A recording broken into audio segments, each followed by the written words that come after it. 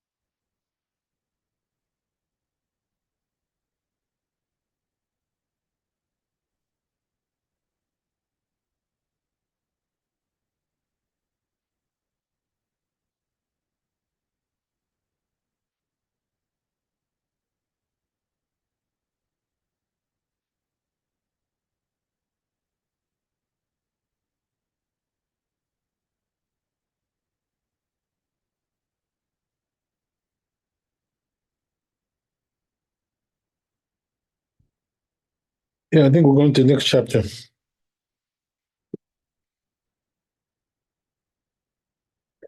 So it says here in Kuf Tzadik Bet, okay.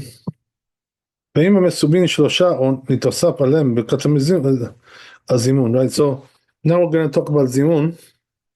So it's telling you, right, that if you have three people there, you're going to also do zimun. That's the tour. So it says Bet Yosef, פשוט בפרק שלושה שאכלו בסימן קוף סמך זין. So this is where it comes from Brachot Mem Amud Aleph. And also in Kuf Samich Zayin 177, Nizbar Imatam Mistarfin Zimun. Over there, it talks about when you combine for Zimun. Imatam Mistarfin, when we don't combine.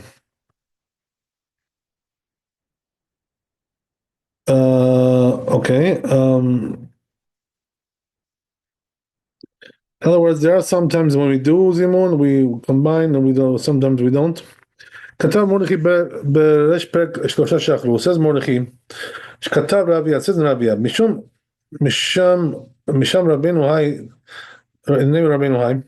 לשלושה שאכלו משבעת המינים, חייבים לזמן. If three people ate from the 7 species of grains, it's talking about 7 species of the Eretz Israel. חייבים לזמן, they have to do zimun. Then it doesn't seem right. מדברי הפוסקים, the poskim don't seem to say like that.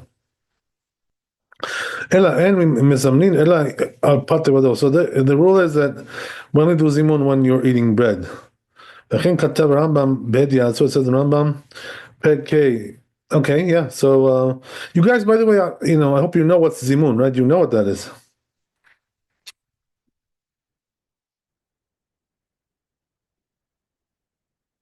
Kavod Taraf, the invitation, correct?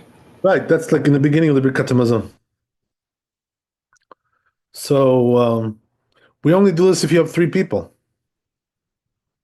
And if you've ever seen how they do it, you'll understand, right, how it's done. It's like one person, invites them, and then the others answer him, and they both continue together. And then they start to recut their mazot afterwards. That's how it's done. So, okay, so let's move on.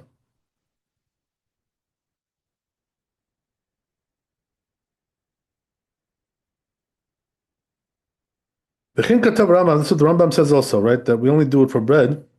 Be'edia explicitly in laws of blessings. Mash katav Rabbeinu behu chozer v'omer baruch she'achal mishalo. And then what happens is, right, that the one who invited them will also answer with them afterwards, right? He also answers. So after they answer, he also answers, and then they start to be katamazon. So says it Bit Yosef, Sham Berosh HaPerk, it's all over there in Men Vav Amud Bet. This is in Brachot. Le'echan hu chozer. Where does he return? Where does he go back to? Ve'asikna le'makom shepasak. He goes back to wherever he stopped. Piresh, Rif explains, Le'echan hu chozer. Where does he return to? Keshehu omer, nevarech she'achanu mishalo. When he says, right, this zimun, Makom shepasak, does he go back to the place where he stopped? Shomer Baruch she'achanu mishalo. And he says like this, right? He answers to the blessed is the one that we ate from him, and we're living with his goodness, whatever. That's how it translates. So if there's four of them, that is they can say Baruch Hu. Okay. This is the language of the Rif. שם, שנינו בשלושה אומר נברך שאכל בשלושה, והוא אומר ברוך הוא. So it says in the Mishnah like this, right, that when you have three people, you say nevarech, this is the language you use, and when it's him, 3 plus 1, which is 4, so then you say baruch hu, right? Today, by the way, we're not accustomed to do like this. We always say nevarech, no matter what. But there's two opinions brought down there in the Mishnah, and we don't go like this opinion. But anyway, it brings it down here. בגמרא אמר שמואל לעולם אל יוציא אדם עצמו מן הכלל. So he says a person should never remove himself from the group. תנן בשלושה, והוא אומר ברוך הוא, אמא אף ברוך הוא מכל מקום נברך עדיף. So he says, right, that nevarech is better. That's what we do. We say nevarech. So what does these words mean, right? Nevarech means let us bless. And baruch hu means you should bless, right? So he's telling you nevarech is a better option, So therefore, this is what we do nowadays. We say nevarech.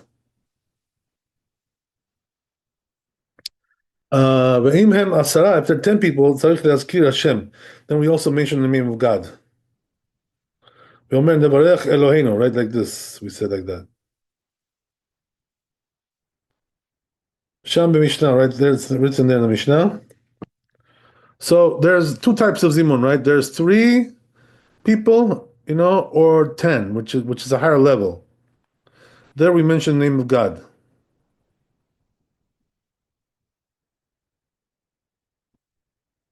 So then he moves on. Right? So don't use the lamed, right? To our God. It should say, let's bless our God, not to our God. So he says, it seems to me like it's because of the reason that it's gonna be explained. You shouldn't say to the one that we ate his. וזה לשון תוספות. This is the language of תוספות. נברך אלוהינו דעשינן. The proper text is like this, right? And not with the lamed. ולא דעשינן נברך לאלוהינו. And we don't do the lamed as we said. בלמד. ודווקא גבי שיר והודעה כתיב למד. So this is only regarding songs, and Thanksgiving we say lamed. כמו שיעור לאדוני, like this, Sing to the God. Hodu Adonai, right? Or give thanks to God. But when it comes to blessings, we don't find language like that. Same thing also, it's written in the Siddur of Rav Amram. Okay, great.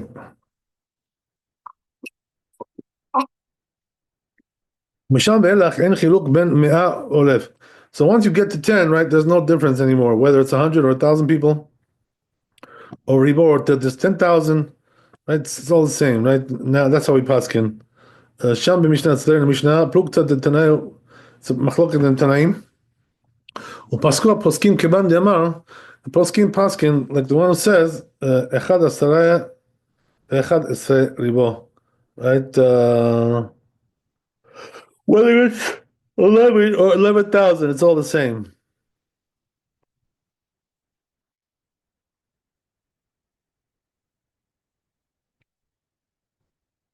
Okay, great. Let's do Shulchan Aruch.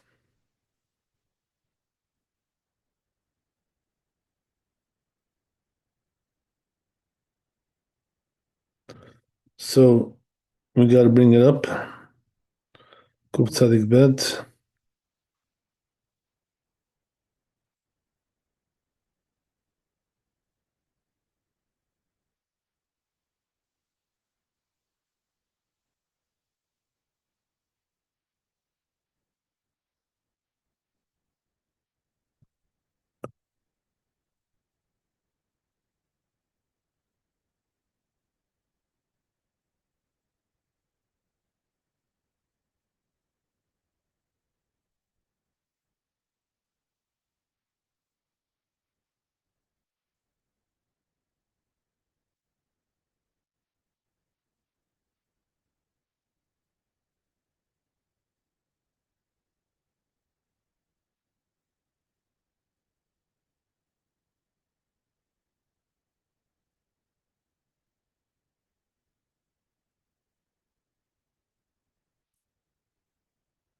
So it says over here in the Shulchan Aruch, Hayu Mesubin Gimel, right? You have three people dining together. Chayvim bezimun, so they're obligated to do zimun. Shomer echad mehem, so one of them says, Nevarech she'achal mishalo, right? Let us bless the one that we ate from him. Behem onim ve'omrim, and they answer, Baruch she'achal mishalo, blessed is the one that we ate from him. Uvtuvo chayin, right? And we are living from his goodness. This is the English version, right? Whatever. Okay. I'm sure on your prayer books you'll find a better translation, but that's what it really means. Okay, so that's simple meaning, no fancy stuff. So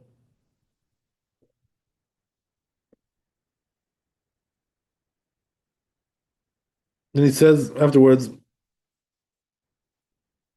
and then he answers again, right? This the guy, the head guy, Baruch she'achal mishalo v'tuvo chayinu. Blessed is the one that we ate from him, and we living from his goodness. Baruch atah Hashem Elokeinu melech haolam hazan olam. So then we start Birkat Hamazon like this. That's how it's done. It's very simple, it takes 2 seconds, this whole thing.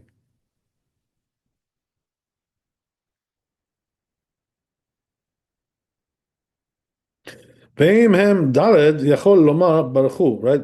If there's 4 people, you can say baruchu. That you bless, whatever. She'achal mishalo, that we're eating from him. Aval yoter tov, but he says better though. Lomar nevarech, to say nevarech, right? That's a better language. That's why that's what we do. That's everybody does like that. Shelo leotzi atzmo min haklal. So why is that? He shouldn't remove himself from the general, right, to the group. Because when you say baruchu, right, you're kind of like saying, you do it, I'm not doing it, so it doesn't sound right. When you say nevarech, it means like we'll all do it.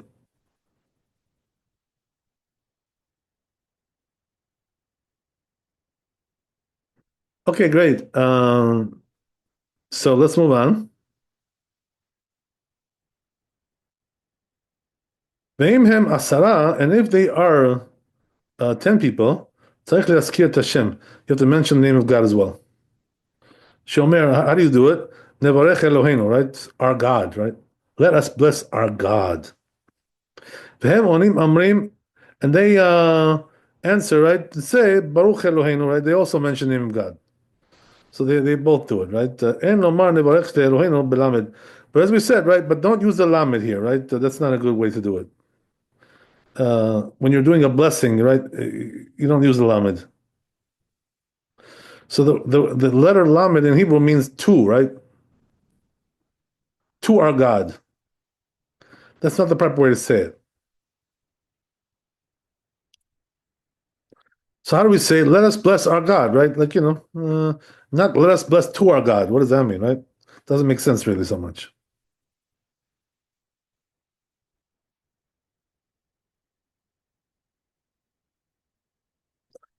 But when you're saying Thanksgiving, right, then it sounds good, right? You're saying, thanks to our God, right? That's normal. We give thanks to our God. Okay, so uben shayu asara ben mea elf ribo, whether it's 10 or 100 or 1,000 or 10,000, kachem mevarchin. That's how they bless, right? It's all the same.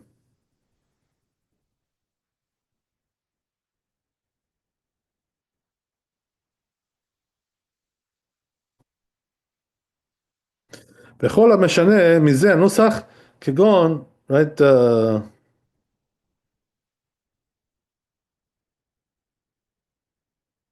Where it changes from this text, he says kagon shomer, like he says nevarech al hamazon, right? We'll bless on the food, right? וכל המשנה מזה שאכלנו, או שאומר, or he says למי שאכלנו משלו, or to the one who we ate his food, או שאומר מקום ובטובו מטובו, instead of saying with his good, it says from his good. או במקום חיינו, or instead of saying our lives, our living, אומר חיים, instead you say life. How does it bur, right? It says, right? So if you do any of these kinds of changes in the text, you are bur, right? Okay, now you ladies, you tell me, what does a bur mean? You are a bur.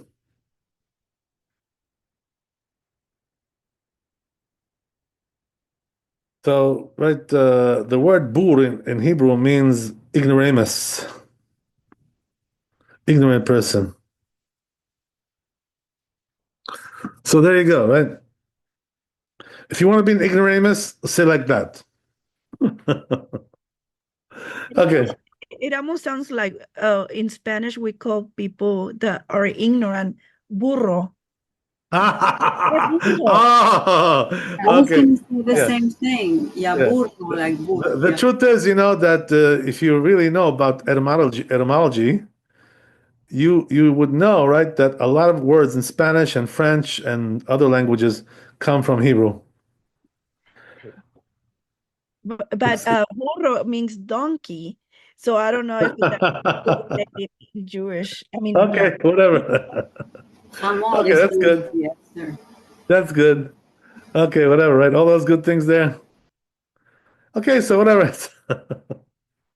Anyway, right? There's two. We say bur amaretz, right? Also amaretz means ignorant, also. So what's the difference between bur and amaretz? There's a difference, not the same thing, right? So they say, right, that bur is even worse than amaretz. Why? Because amaretz means he doesn't know halacha. He doesn't know Torah so good. Right? But bur means he doesn't even know how to live life. Like very simpleton. Like he doesn't even know how to do practical things. Like run a business or things like this. He doesn't have even practical knowledge. Okay, so that's bur. Okay, okay, Shem Asara. So it says when there's 10 of them, kivan shemazkirim et Hashem. Once they mention the name of God, Yachol Omar nevarech Eloheinu. Then we say, right? They're going to say, "Let us bless our God al Amazon she'achalnu mishalo," right? On the food, right? That we ate his, whatever, all this good stuff. Okay. So look in your siddur, right, and you'll find all those good things. Yeah, you'll find everything there.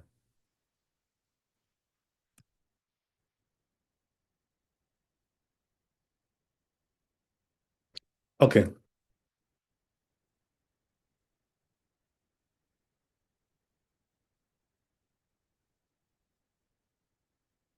So we'll go to bet.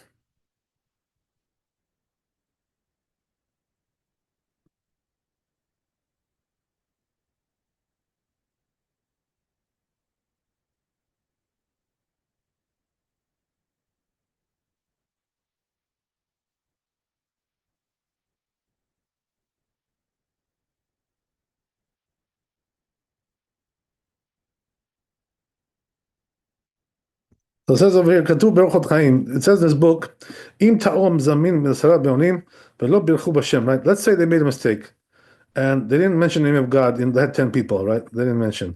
אין יכולים לחזות, אין זימון למפרע. So they cannot go back and do it again, he says, because you can't, it's not retroactive. מי הוא, אם לא ענו אחריו, הם ודאי מזמנים עליו, right? But he says, if they didn't answer him yet, they can still use his name of God, right, to answer. מסתבר דאף הוא מזמן דאין זה כמי שברך. So he says that it makes sense that he also will, right, invite. That's not like מי שברך עד שיענו אחריו. Until they answer after him. Okay. So I think what he means to say is like this, that even though if they didn't answer him yet, he can still go back and fix it also. But once they answer already, it's too late to fix it. That's it. I think that's what he means. So, okay, great. So we also have this bit Yosef to do. Yeah, it's a very short chapter. So we can finish this today. Should have no problem with that. So first I'll do bet Shulchan Aruch, and then I'll come back to this bit Yosef here.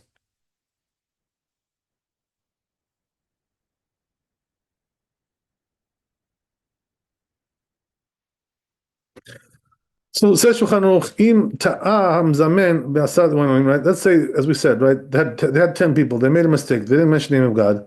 ולא הזכירו אלוהינו, אין יכולים לחזור. They cannot go back, right? אבל אם עדיין לא ענו אחריו, but if they didn't answer yet, יחזור ויזמן בשם, right? Then he can do it properly, right? They can go back and do it again. Okay, very simple, right? So that's the end of the chapter here. But we have a little bit Yosef left, so I'll read through that.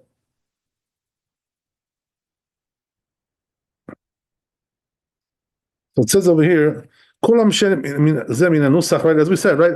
Whoever changes the text, is a bur, right? We know it's a bur, right? I'm not going to tell you again.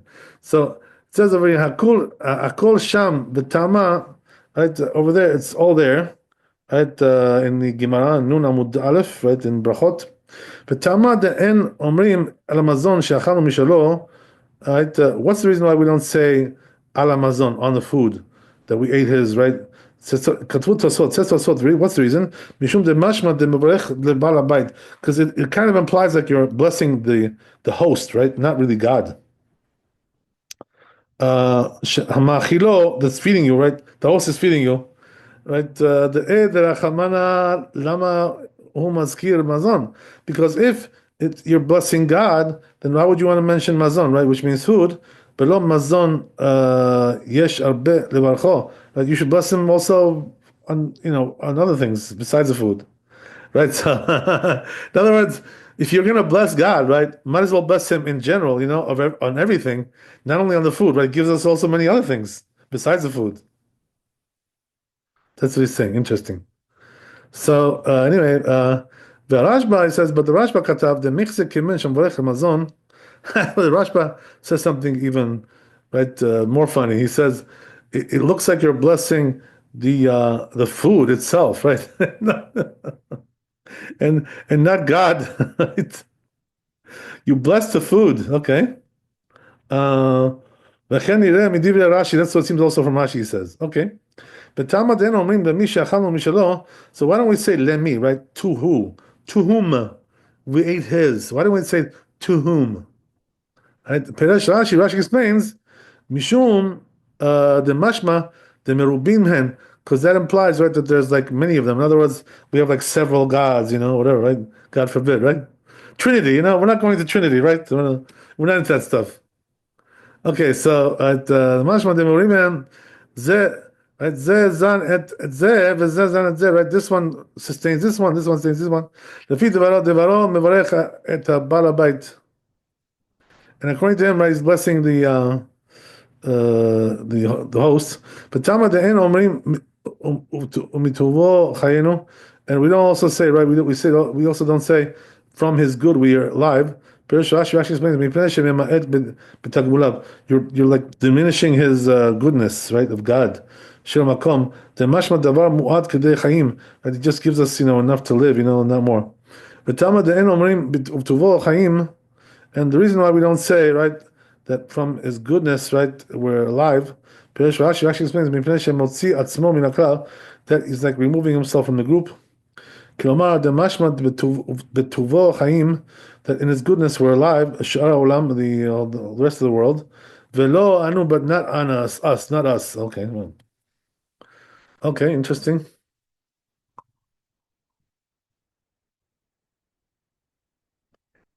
All kinds of interesting variations.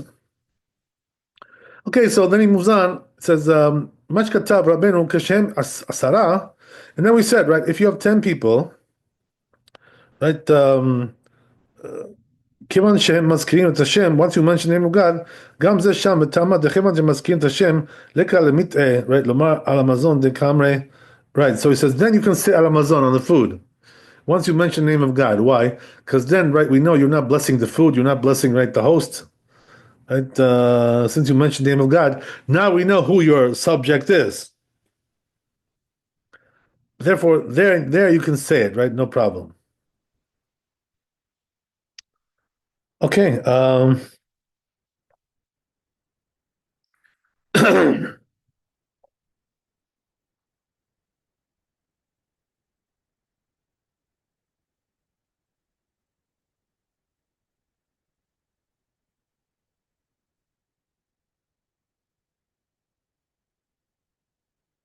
דבר המדע או מזון, ונראה לי היי טעמה מצה למימה נמי למי שאכלנו משלו כשהם 10. Right, so therefore he says, right, that if you have 10 people, then you got no problem. You can say al Amazon, because since you're mentioning the name of God, now we all know, right, who you're blessing, and there's no, right, ambiguity there. Okay, great. So we're done with this chapter. Let's see what's coming next.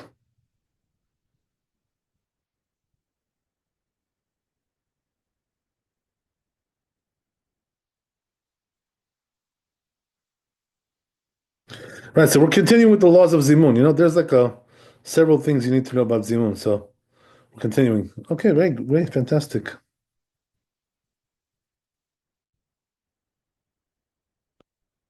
Let's move on.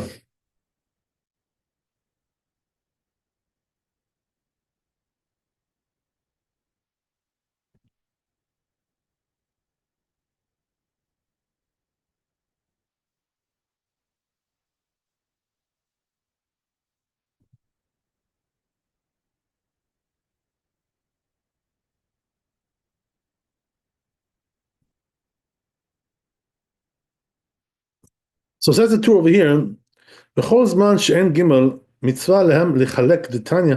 Look, it's something that's very interesting, right? So if you don't have 3 people, so then each one should do separately. Tanya, it says in the Braita, שניים שאכלו מצווה לחלק שיברך כל אחד ברכת המזון לעצמו. So what does that mean separately? That means that each one should do separate ברכת המזון by himself, right? And not rely on your friend. And listen to him, right? As we said already, we mentioned it's better not to do it that way because it's very difficult to listen to the whole Birkat Hamazon from beginning to end, with concentration. So therefore, it's better to do it yourself. We already talked about this. That's what he's saying over here. So therefore, when you don't have 3, right, each one just is independent, right? Does it by himself. That's it. But nowadays, the truth is, right, the custom is that even if we do have 3, right, or more, everybody blesses by himself anyway. We don't rely on the head of the household to bless for us. As I told you, right, what the reason is for that. Same idea. So the only way that a person should rely on his fellow, right, to fulfill his obligation, Birkat Hamazon, is if he doesn't know how to say it by himself. That's the only scenario. Otherwise, he shouldn't do that.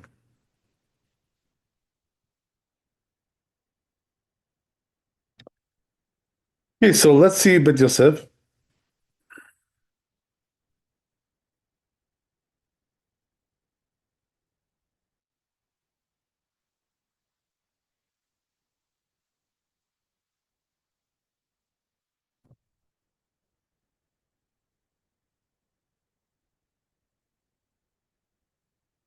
Says Bet Yosef, he brings the source, Peresh Perek Shlosha Shachlu. Right, this is the perek in Brachot Mem He Amud Bet. Amar Abaye Shnaim Shachlu Mitzvah Lechalek. Abaye says over there, when there's two people that ate, right, they should separate, as we said, right, each one on his own. Peresh Rashi explains, Ben Birkat Hamazon, Ben Birkat Hamotzi, right, whether it's Hamotzi or Birkat Hamazon, right, everybody should do it by himself. Katab Rosh says, Be'olam lo nahagu ken, but he says, Rosh says, the custom is not like that. V'gam Rashi lo shamanu shaya noheg ken. We never heard, he says also Rashi, that was custom like this. Ken birkat hamotzi with hamotzi. In other words, when it comes to hamotzi, right? We actually, when we have a group, one says hamotzi for everybody. That's usually what the way it's done. That's what he's saying over here.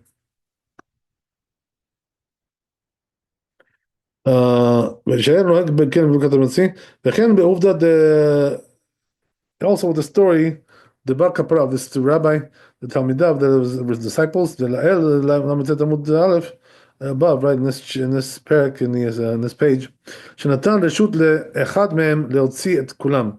He gave permission to one of them to fully obligation everybody. Uma sheyesh chiluk ben bracha rishona le'achanona. And now which we differentiate between the first blessing and last blessing, hayno mishum de betchilat seudah. That's because he says in the beginning of the meal, Keshem mesubim ukvuim.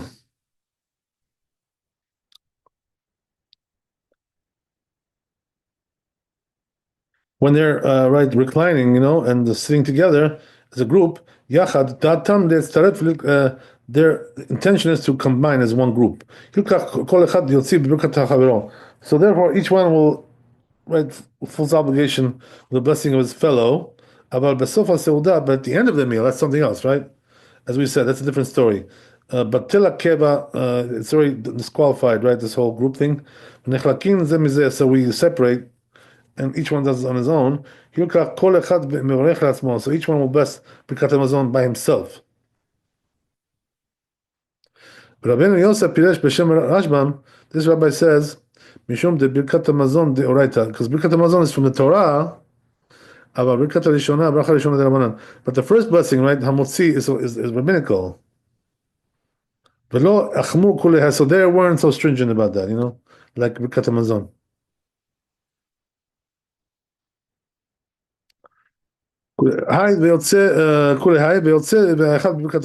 So therefore, others can also fulfill their obligation with the blessing of one person. That's what it says in Tosfot also. Right?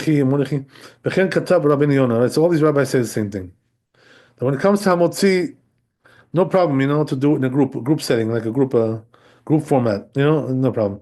But when it comes to Birkat Hamazon, better to say each one by himself. Okay, great. So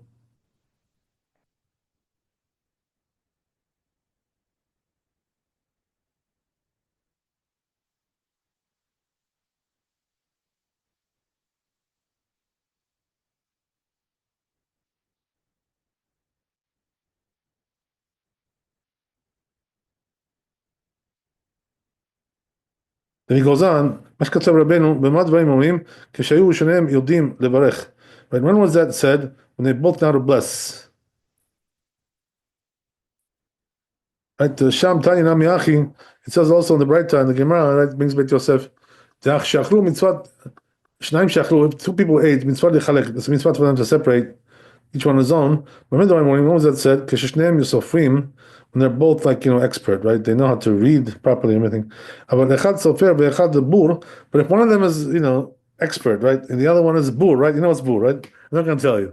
Right? The bur guy, right? Sofer vevarech, right? Then who's going to bless? The sofer, right? The knowledgeable guy will bless, right? And he'll fulfill the obligation. And the bur will, right, fulfill his obligation with his reading. Katal Mordechai, it says Mordechai, B'Shem Rabbeinu Meir, named Rabbeinu Meir. Sofer mevarech ubur yotzeh, right? As we said, the expert blesses and the bur will tag along with him, right? Tzarich sheitkaven shomea mashmiya. They both have to have that in mind, right? To fulfill each other, right? The one who's saying it and the one who's listening to it.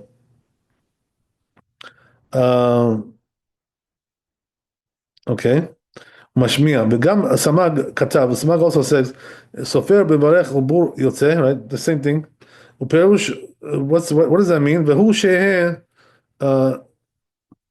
Shem Sham Dat Shomea Umashmiya. They both have to have it in mind. Ukritania Perak Shlishi, right? Like it says in the third Perak, the Rosh Hashanah, Rosh Hashanah, and Kaf Chet Amud Bet, Ve'afilu Leman De Amar, even according to one who says, mitzvot and sichot kamana, the mitzvot don't require intention. Let's set lishmoa, right? When it comes to fulfilling obligation, lishmoa sichot kamana, but when it comes to listening, they do require intention. Okay. So that's the important thing to understand.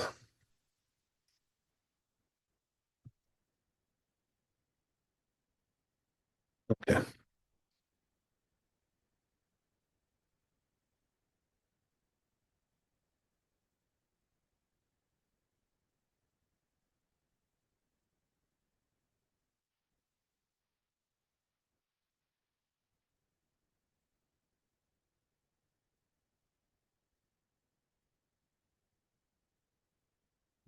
So before we go on, I just want I need to mention this to you guys because I want to just make sure you guys understand these things. We spoke about this before, but regarding the issue with the conversions, right? That we did. I've done like already, I don't know, 19 of them, I think, something like that, 19, 20 conversions. Okay, so there's all kinds of issues that came up, with these conversions, all kinds of things, blah blah blah. So I just want to explain to you guys a couple of things, so you understand what we're dealing with. We call it. The rule is like this, you have like every person, every town, which has a Jewish community, has like a local bed din, in their town, like you guys have, There's one in Miami, there's one in Dallas, God knows, whatever, right? Every place has a bed din, which has a Jewish community there, sizable community, whatever. So the truth is, that I hate to say it, but from from what I'm understanding, these rabbis in these bed dins, they're really not very knowledgeable, about the laws of conversion. Because the way they handle these things, you can see that it's very clear. So what they do, they don't rely on their knowledge in halakha. That's not what they do. What they do is they follow protocol. They have like a protocol, that the bed din, gives instructions like this, like this, like this, like this, right? They do it. It's a standard protocol. But they don't really know the theory behind it. What they're really doing, what's going on. That's what I see from these people. A lot of them are very ignorant, and this is why, when people are going, like some of the people who converted with me are trying to, go to these local bed din, of their town, and trying to get like approved by them. You know what I mean? So the thing is, that they don't really have the knowledge to understand, like how to handle that. They don't really have the wisdom to deal with things like this because they don't really know the laws themselves very well. This is the problem, So what I want to tell you, right, is very clear. It's clear. The law is very clear that when any beit din, which is orthodox, normal right rabbis, normal people, who are God fearing and knowledgeable in the halacha, if they do a conversion, the truth is halacha says they have to accept it. Like there's no way for them not to accept the conversion. You should know that. So if they're not accepting it, you should know it's their fault. It's not your fault. It's their lack of knowledge, lack of expertise. That's what it is. They just don't know what they're doing. I mean, this is the problem, and the reason is because they themselves don't know these laws. I hate to say it, but I spoke with a local bet din here, like a couple of years ago, and I spoke to some of the rabbis there, and they themselves don't know what they're doing. It's so funny, and they're asking me, do you know what you're doing? I'm like, yeah, well, I studied it. The problem is you have not, you have not studied these things. You don't know what you're doing, So this is the problem. They don't know what they're doing, So because of that, they have all kinds of, misconceptions about these things, and they're coming up with the wrong thing.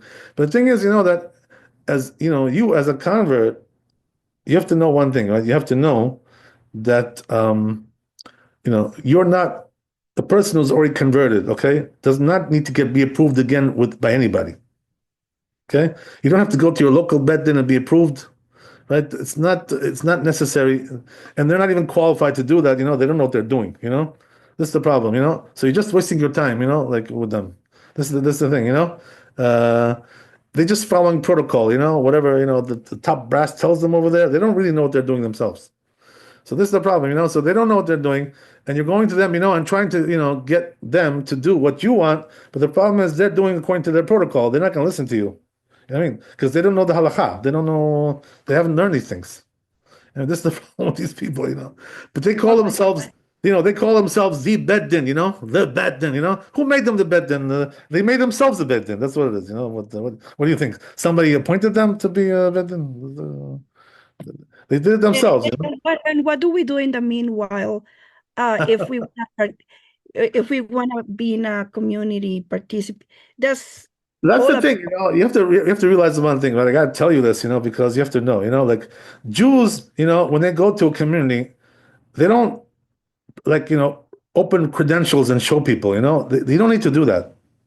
There's no reason for that, In fact, you're just making yourself look suspicious like that, Jews go, they go to a shul, they go and pray there, and that's it. They act like Jews, they live like Jews.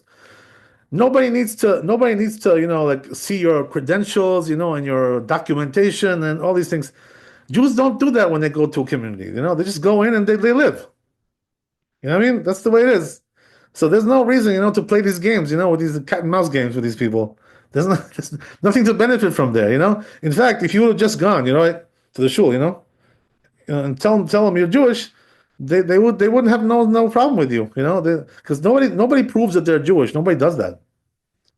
That's not the way it's done, you just go and you do it, whatever. That's the way it is, So nobody can refuse you, to go to any community and go to the shul there. Nobody can kick you out. Nobody can throw you out. Nobody can do nothing like that. No such a thing like that, unless you're some kind of missionary or something, I'm not talking about that, right? Which But we're not. Yeah, we're definitely not. But small communities, small yeah. cities, they do tend to know everybody, each other. So when they see a new face, automatically they question Right, people. that's true. It's true what you're saying, but it doesn't necessarily mean that you have to, tell them, that how you became Jewish and, this and that. Just tell them you're Jewish. That's all, and you tell them, that's it. You don't have to tell them anything. No, nobody's supposed to be asking these questions. You know what I mean? And it's not really their business. The only time, you really should tell somebody, that you're a convert is when, you want to get married, and then your husband, right? Your future husband has to know, where you converted, so he can understand what he's dealing with. You know what I mean? That's really when you need to do that. But otherwise, there's no reason for anybody, to ask people to accept them. You've already accepted by God. You were already accepted. That's it. There's nothing to accept anymore. You're asking for people, who are not qualified to accept you. The problem is they're not qualified to do that.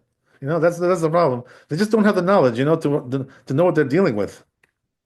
So this is the thing. It's just and also, I hate to say it, but there's like a financial, thing there. They want to make money also. They're looking to make money.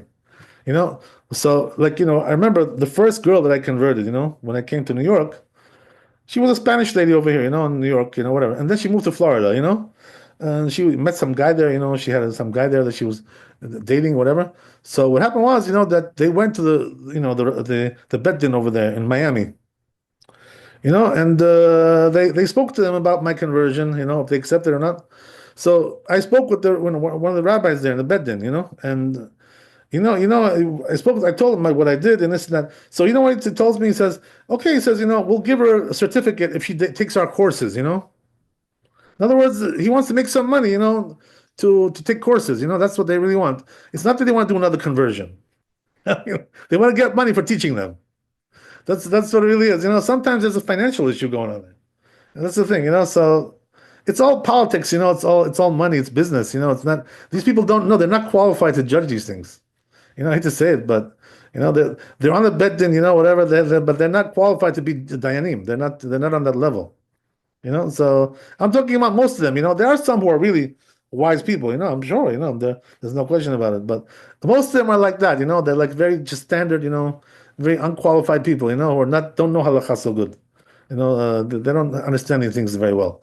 So whatever, right? It is what it is. But anyway, right? Just telling you these things. Because you don't need to be approved by anybody. There's no, there's no such a thing like that in Judaism. If one bet din converts you, you don't need to go to another bet din to be accepted. There's no such a thing like that. That's it. You're done with. You converted. You're done. I have to tell you the truth. Like I have already, as I said, about 19 converts that I've done, and the reason I say that is because 3 or 4 of them are already married. They got married. They had no problem to get married. Right? Go figure, right? Their husband wanted to marry them, and the community accepted them, and everything was fine. And by the way, we also have like 3, 4 kids that were born from those marriages already. So we got kids born. We got everything. So everything is, and there are also many of them that are working in Jewish communities. Working in yeshivot, working in Jewish schools. And things, and nobody's asking them nothing. So that's the thing. Right? You just have to know how to deal sometimes with these things, I guess it's Dallas and Florida that we're struggling with. I'm sorry, what was that again? I think it's Dallas and Florida that we're Right, that's the thing, you just have to, like play it smart, don't play along with, don't turn them into an authority because they're not. They're not qualified to be an authority. They're running a bet din, which is making money. That's what it is pretty much. I mean, look, I'm not telling you. Don't get me wrong. I'm not trying to say, put them down, but but they're not halachic authorities. These people. They're not on that level. So what can you do? It is what it is. They do what they do. They follow the protocol. I mean, God bless them. Whatever. But the truth is, whatever. I have many issues with them. The way they do with conversions. I don't agree with them. They don't agree with me. I don't agree with them. So okay, that's the way it is. What can you do? We have differences of opinion. But it doesn't really matter. All these things. This is like my opinion, their opinion, whatever. But the bottom line is, any Orthodox conversion that was done by any Orthodox, bet din has to be accepted anyway. Doesn't matter who it was, where it was, as long as they did the proper, it was Orthodox, God-fearing people. That's it. That's all you need, And this is the reason why, they start to spread these rumors about me, that I did this and I did that, You know why? Because they're trying to put me out of business. That's what it is, They feel there's competition. I mean? This is the reason why they do it. They make up all these stories about me and this, all that, right? It's all just dirty, It's dirty competition. That's what it is, You understand what's going on? That's the way it is, So you also, I'm sorry. Go ahead. No, I understand about what all the rumors are a lie. Yeah. There's no basis in truth about any of these things. I mean, there's nothing. I mean, it's just totally waste away. What can I tell you?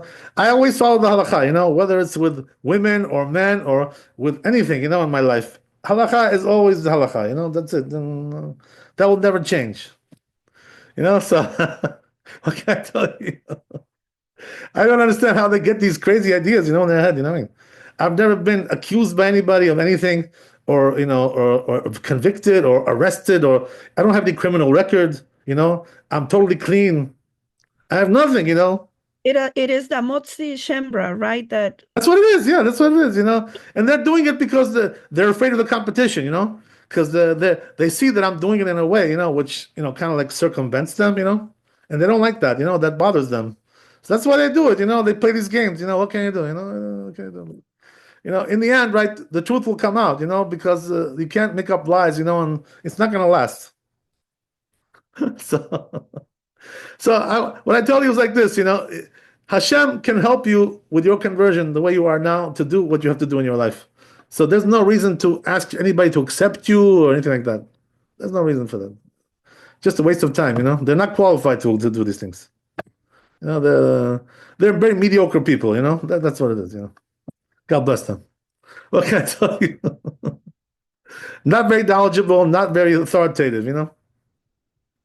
They just follow protocol. That's what it is, you know? It's like somebody who goes into a job, you know, and they train him, you know, what to do. Like step A, step B, step C. That's what they know, you know? They don't know the halakha, they don't know the theory behind it. They don't know nothing. That's what it is, you know? So what can I tell you, you know? So you got better things to do in your life, you know, than to worry about these people. Just move on with your life, you know, because Hashem will guide you in the way that you have to go, you know. That's it, you know. The conversion is already done. Now, right, go to the next step, you know, next stage, right, whatever. Right? There's no reason to ask them for this and ask them for that, unless you want to waste your time and money, you know, and you want to be extorted by them. So, you know, if so, be my guest, you know.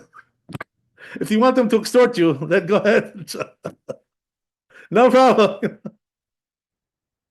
God bless you. Anyway, I'm sorry I had to tell you this, you know, because it's been on my mind. It just bothers me, you know, that people are so worried about these things, you know. You know, I have guys who are married already. They have children, you know. They're on their way in life, you know. They're doing everything. They're just going on with their life, you know. That's it. That's the way you got to do, you know. There's no, don't look back, you know. That's it. There's no, you don't have to look back anymore. That's it. You're done with that. Next stage, right? Next step. That's it. Move on. Okay, Laila Tov, thanks for coming. Be blessed with wealth and health and happiness. We'll see you tomorrow. Reza Hashem. Thank you, Rabbi. God bless. Thank you so much. God bless.